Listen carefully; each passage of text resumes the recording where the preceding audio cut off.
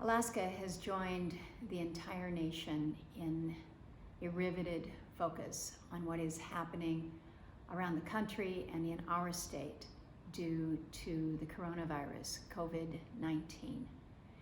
This is something that is not only touching the major airlines, the cruise lines, it is touching the everyday Alaskan where they are, where they live, whether you're a student at the University of Alaska and you're now moving to all of your classes online and being displaced from the dorm, whether you are an individual that has a small restaurant and is not only worried about whether or not you will have diners come, but now whether you can even be safely open to the public. These are impacting Alaskans at all levels.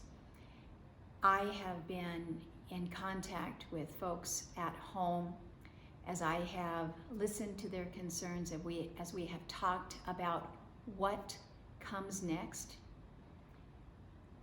Our reality is that this is still evolving. It's still evolving in Alaska. The impact is evolving around the country.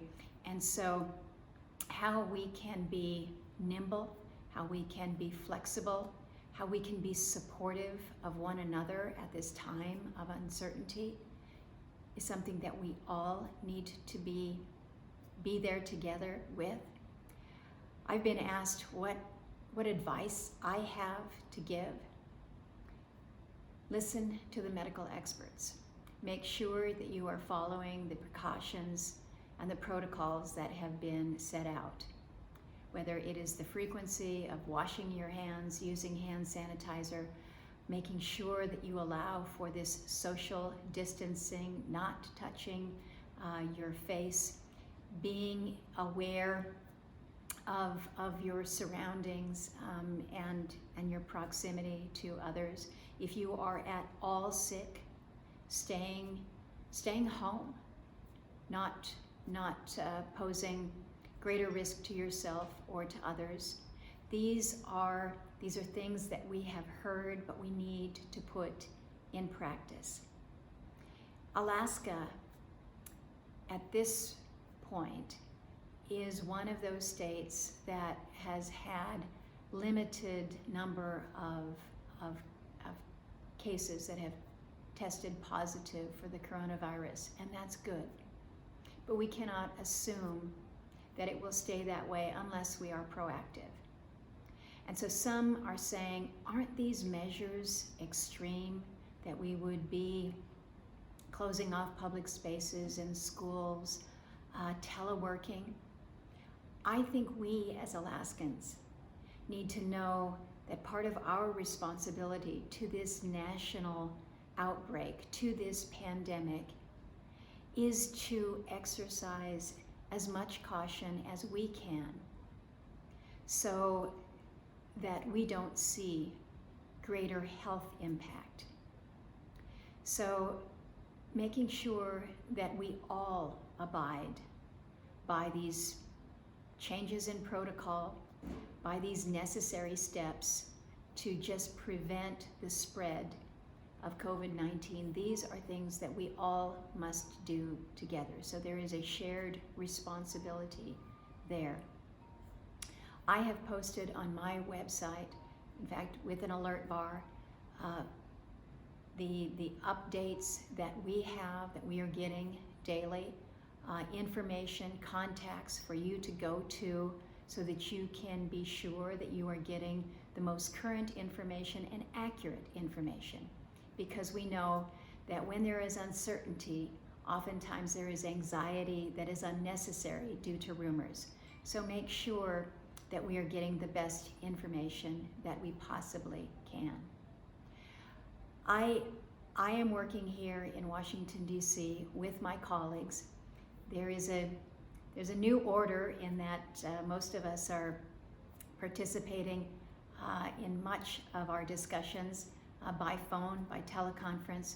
But the work is continuing. We are working as we speak on a stimulus proposal. This follows on the $8.3 billion that we advanced just last week to focus on the health aspects of the coronavirus, what we need to be doing to making sure that the medical supply chain is more robust, making sure that we have the ability to provide for the level of services, to be able to provide for the test kits, to be able to have the resources that we need. But we know that in addition to the health consequences of this COVID-19, we're also seeing the economic consequences.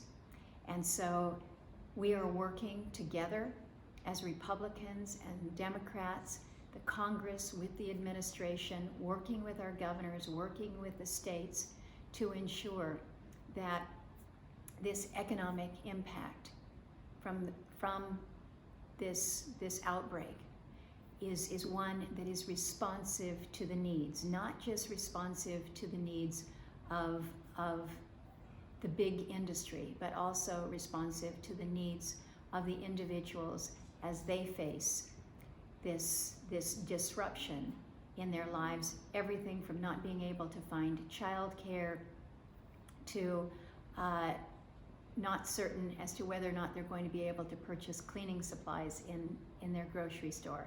So we are working together here to be responsive in a timely way and in a way that is designed to help all Americans. So my message on this Monday is a recognition that we all have a role to play. We can all contribute, and it starts by being that neighbor of support. Even if we're not able to perhaps put an arm around our neighbor, we can be there for support and for caring. So we'll keep working and know that you will be as well. Take care.